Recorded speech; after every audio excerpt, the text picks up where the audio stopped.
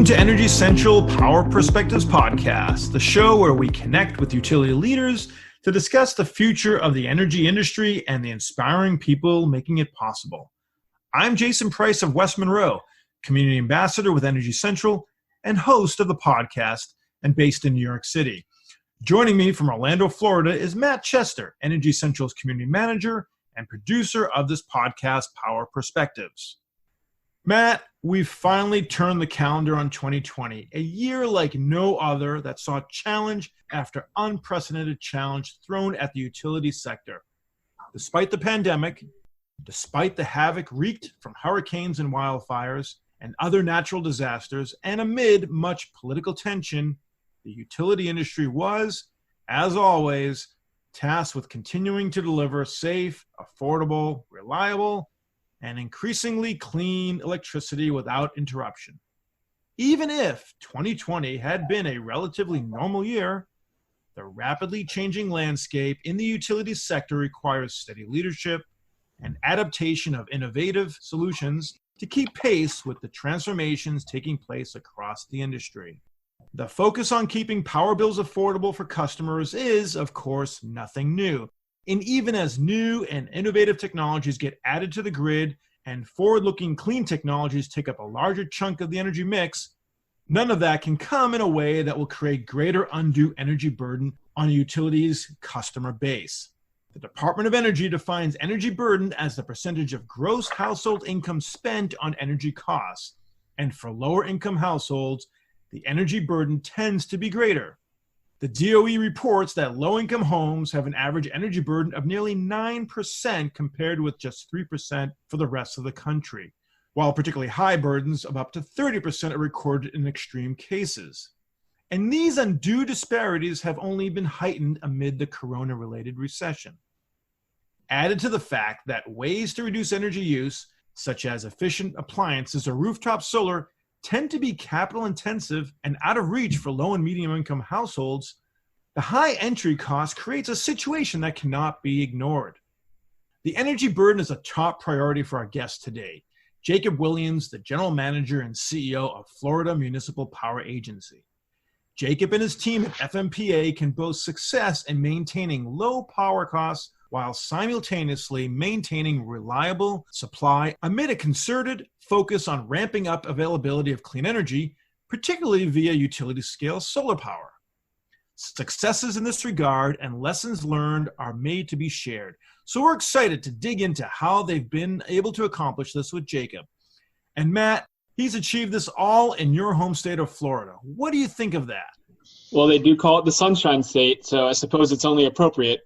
And given how long I know we have to keep the AC on during the year, affordability is a high priority. So I'm eager to hear more about these circumstances from Jacob. Indeed. But before we dig into the discussion with our esteemed guests, we'd like to recognize the sponsors of this podcast who made today's episode possible. To West Monroe. West Monroe works with the nation's largest investor-owned utilities in their telecommunications, grid modernization, and digital and workforce transformations. From defending a rate case to preparing a business case, West Monroe utilizes a multidisciplinary team that blends utility, operations, and technology expertise covering topics including aging infrastructure, electric vehicles, AMI, MDM, and ADMS deployment, and industry disruptors like DER and cybersecurity. To ESRI, an international supplier of geographic information, GIS software, WebGIS, and geodatabase management applications.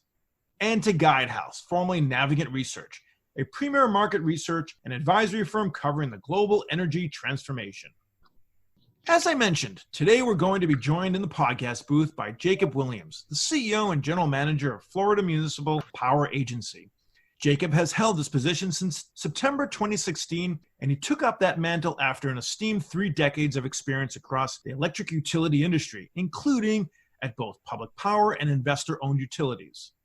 Among the most notable successes Jacob has achieved at FMPA has been the continued lowering of costs to customers, achieved in a way that doesn't sacrifice the utility, embracing new and important technologies on the grid, while also keeping clean energy integration as a top priority. Balancing all of these competing goals is no easy task, but with a professional career that spanned energy marketing, trading, integrated resource planning, generation planning, and more, it's no wonder that FMPA saw him as the right man for the job.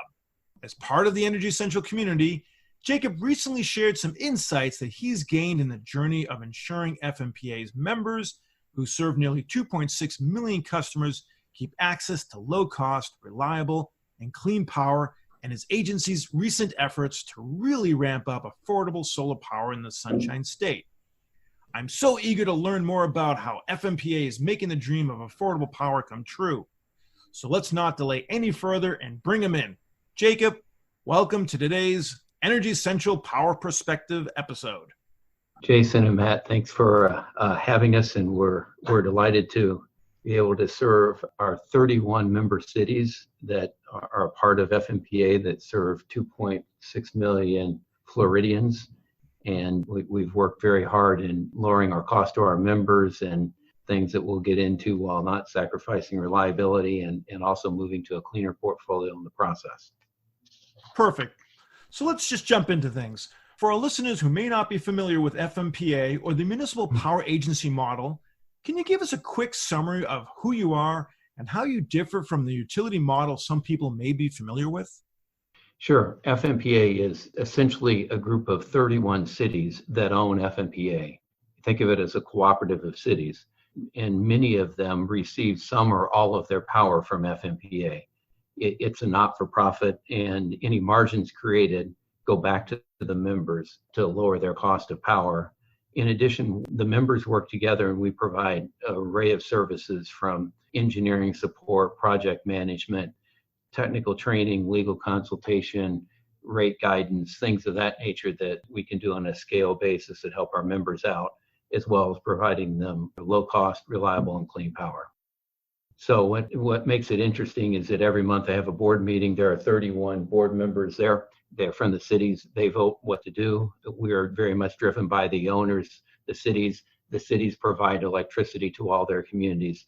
Essentially, they are representing their customers in all the decisions that get made at FMPA. Thank you for that. So you stressed in your article that FMPA is constantly working hard to reduce its power costs. Would you tag that as priority number one in your role? And when looking at all the simultaneous targets you're looking at to reach when it comes to affordability versus resilience versus clean energy and more, can you comment on how the pandemic may have shifted around those priorities, if at all? Yeah, clearly, assuming that we're providing reliable generation to our communities, cost is number one. If you're high cost, you're not providing value here in Florida. As everyone knows, Floridians use about 25% more electricity than average Americans. They're double what those in California and New York use for electricity. So the price of electricity is very important to our members. So that's number one. And this past year, we were proud through the pandemic that we were able to deliver the lowest cost to our member cities in 16 years.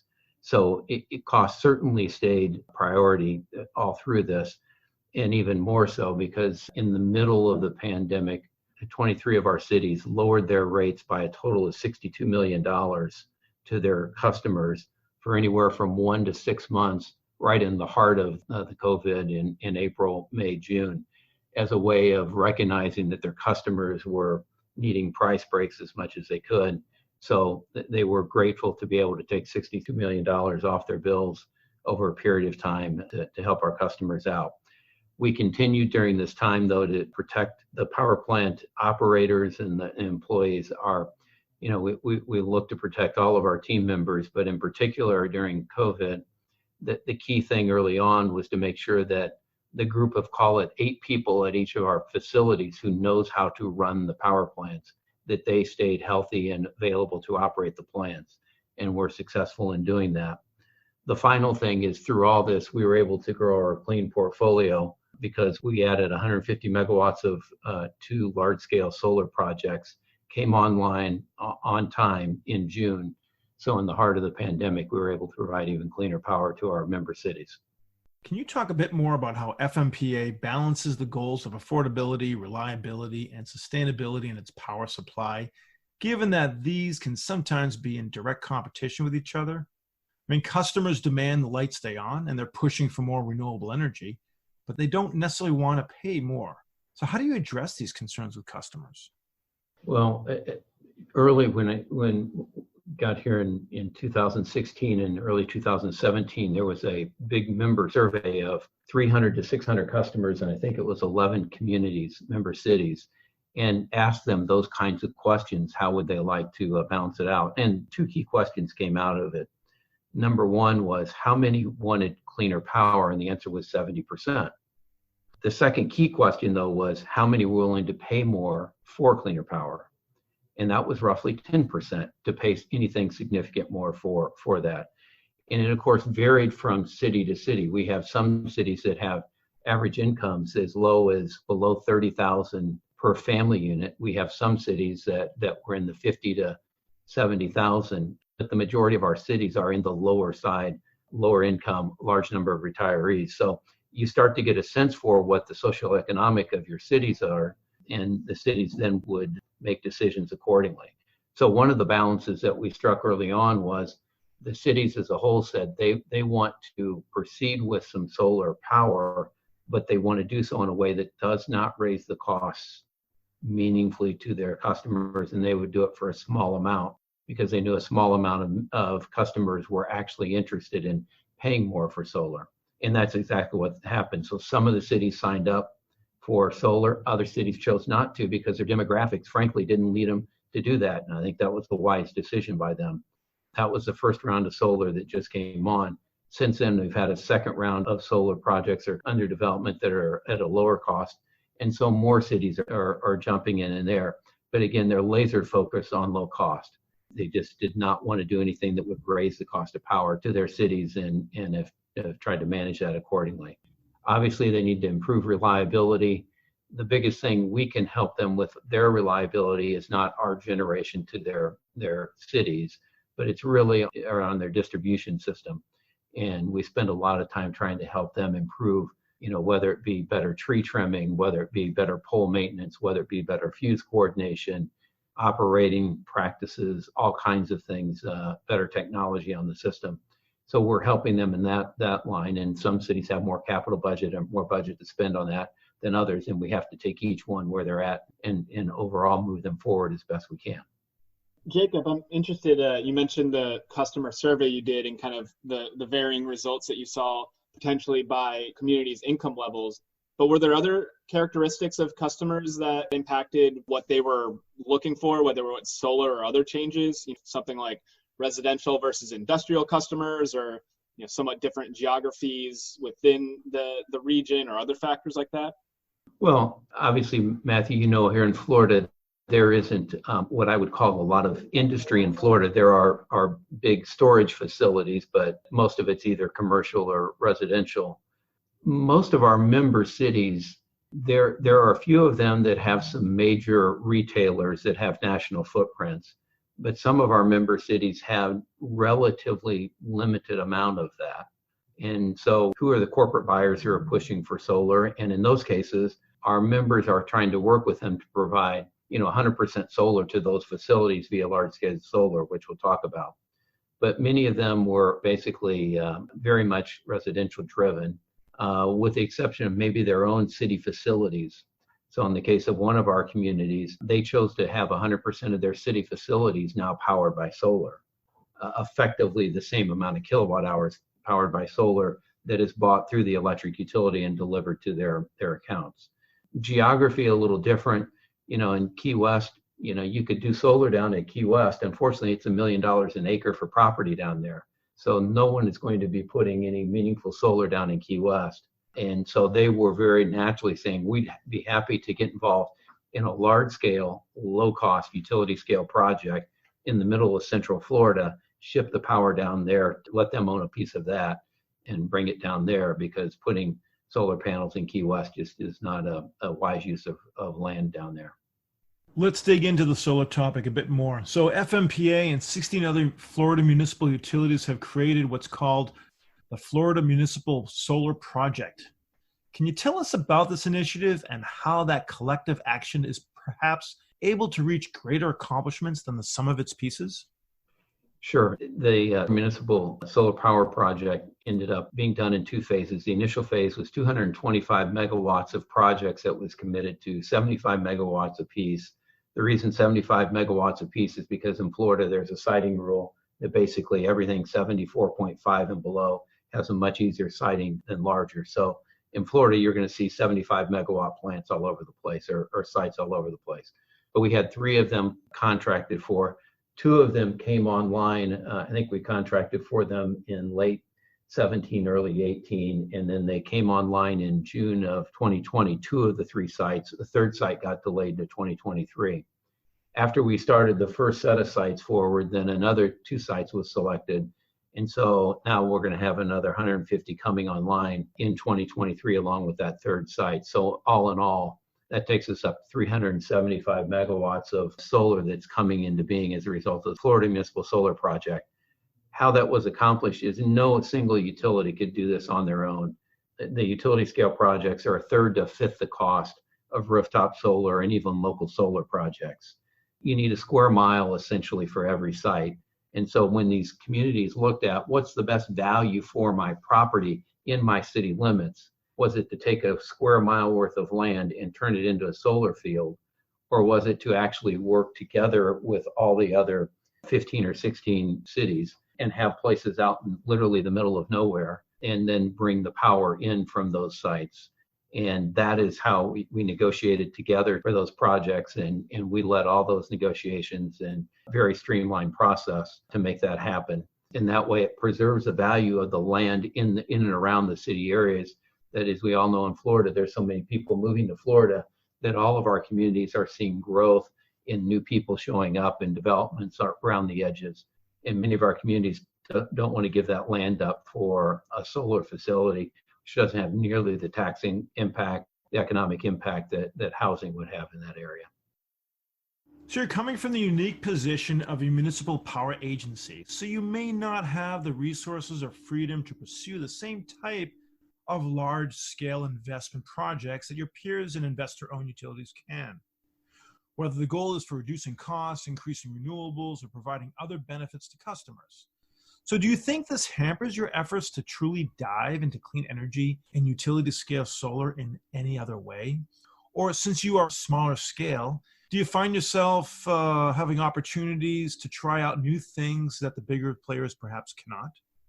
Yeah, it's an interesting question. In individual municipal, many of them would struggle in doing projects like this. They don't have the scale. They may have limited resources financially, limited analytical people skills to do that. Through the Joint Action Agency, through the Municipal Power Agency, 31 cities or some subset of them can band together and those resources can be brought to place. You think about it, the Florida municipals provide 15% of all the electricity in the state of Florida. Given the size, that's quite a scope that you can work with. So the other piece of it is the renewable projects. As we said, they're 75 megawatts in size, each site. That's a lot different than doing a 300 to 600 megawatt state-of-the-art combined cycle plant.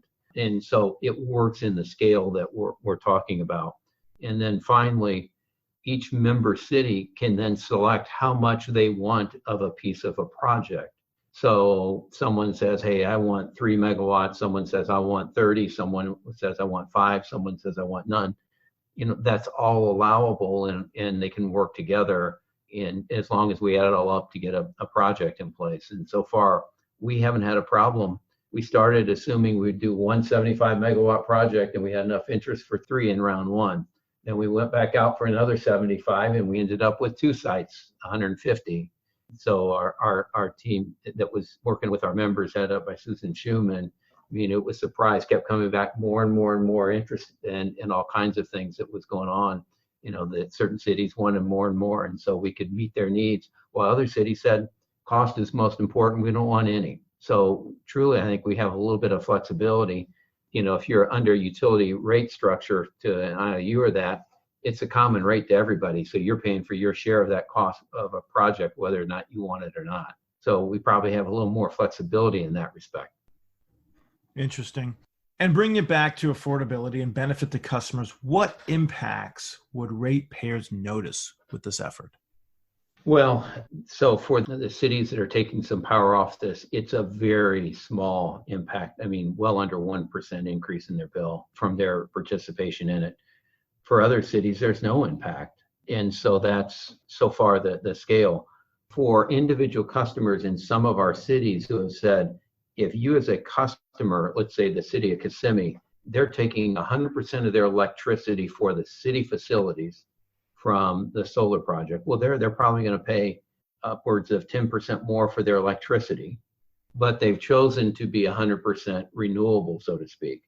And so, you could pay 10% more if you want to go 100% solar. For an average customer who's not wanting to do anything more, it's a very small to no impact. In some cities, there's zero impact. So it's allowed entities to decide who should get solar, which cities would want to, and try not to pass along to customers who don't want to pay more for their electricity.